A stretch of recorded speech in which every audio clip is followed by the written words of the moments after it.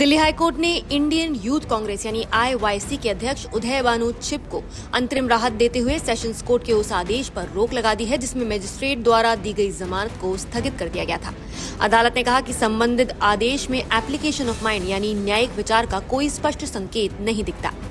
Justice Saurabh Banerjee ने सुनवाई के दौरान कहा कि प्रथम दृष्टया वो सेशंस कोर्ट के आदेश से संतुष्ट नहीं है। उन्होंने स्पष्ट किया कि जब कोई आदेश किसी व्यक्ति की व्यक्तिगत स्वतंत्रता को प्रभावित करता है तो उसमें ठोस कारणों का उल्लेख अनिवार्य है।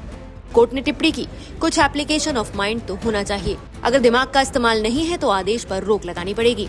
चिप की ओर से वरिष्ठ अधिवक्ता सिद्धार्थ लूथरा ने दलील दी कि सेशंस कोर्ट ने मजिस्ट्रेट के जमानत आदेश पर एक तरफा यानी एक्स पार्टे रोक लगाई। उन्होंने कहा कि इस तरह का आदेश पारित कर किसी व्यक्ति को हिरासत में रखना व्यक्तिगत स्वतंत्रता पर सीधा प्रहार है। लूथरा ने यह भी कहा कि मजिस्ट्रेट ने रिमांड स्टेज पर ही पुलिस कस्टडी से इनकार करते हुए जमानत दी थी जो नियमों के अनुरूप था। उनके अनुसार सेशंस कोर्ट को इस आदेश में हस्तक्षेप करने का अधिकार नहीं था। जब हाईकोर्ट ने सेशंस कोर्ट का आदेश देखा तो जस्टिस बनर्जी ने अभियोजन से पूछा, आदेश में तर्क कहाँ है? ये दिखाइए कि किस आधार पर रोक लगाई गई।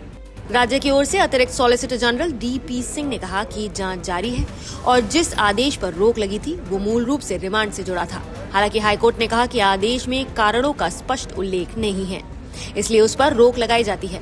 अब मामले की अगली सुनवाई 6 मार्च को होगी। इससे पहले पटियाला हाउस कोर्ट ने इस मामले में इंडियन यूथ कांग्रेस के 9 कार्यकर्ताओं को जमानत दी थी। जिन लोगों को जमानत मिली है उनके नाम है कृष्ण हरी, नरसिंह यादव, कुंदन कुमार यादव, अजय कुमार सिंह, जितेंद्र सिंह यादव, राजा गुर्जर, अजय कुमार विमल उर्फ बंटू, सौरभ सिंह और अरबाज खान। पटियाला हाउस कोर्ट ने अपने आदेश में कहा था कि प्रदर्शन सरकार की आलोचना का तरीका था। अदालत ने पाया कि नारे भड़काऊ नहीं थे, उनमें कोई धार्मिक या क्षेत्रीय रंग नहीं था और न ही तोड़फोड़ या आम लोगों को डराने का कोई ठोस सबूत मिला। कोर्ट ने यह भी कहा था कि अभिव्यक्ति की स्वतंत्रता एक मौलिक अधिकार है और ट्रायल से पहले बिना ठोस कारण के किसी को जेल में रखना कानून के मूल सिद्धांतों के खिलाफ है। ये मामला 20 फरवरी को दिल्ली के भारत मंडपम में आयोजित AI समिट 2026 के दौरान हुए शर्टलेस विरोध प्रदर्शन से जुड़ा है। इंडियन यूथ कांग्रेस के कार्यकर्ताओं ने भारत अमेरिका ट्रेड डील के विरोध में प्रधानमंत्री नरेंद्र मोदी और अमेरिकी राष्ट्रपति डोनाल्ड ट्रंप की तस्वीरों वाली टी-शर्ट के साथ नारेबाजी की थी। टी-शर्ट पर PM इज कॉम्प्रोमाइज जैसे नारे लिखे थे।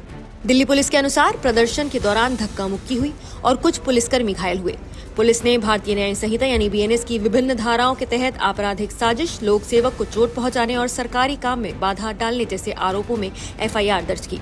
अब हाईकोर्ट के हस्तक्षेप के बाद मामला व्यक्तिगत स्वतंत्रता बनाम जांच के अधिकार के सवाल पर केंद्रित हो गया है, जिसकी अगली सुनवाई 6 मार्च को होगी। फिलहाल आपकी इस मुद्दे पर क्या राय है, हमें कमेंट करके जरूर बताएं। नमस्कार, मैं हूं मानक गुप्ता। अगर आपको हमारा ये वीडियो पसंद आया हो तो इसे लाइक और शेयर जरूर करें और हाँ, हमें सब्सक्राइब और फॉलो करना ना भूलें ताकि आप देश और दुनिया की कोई खबर मिस ना करें।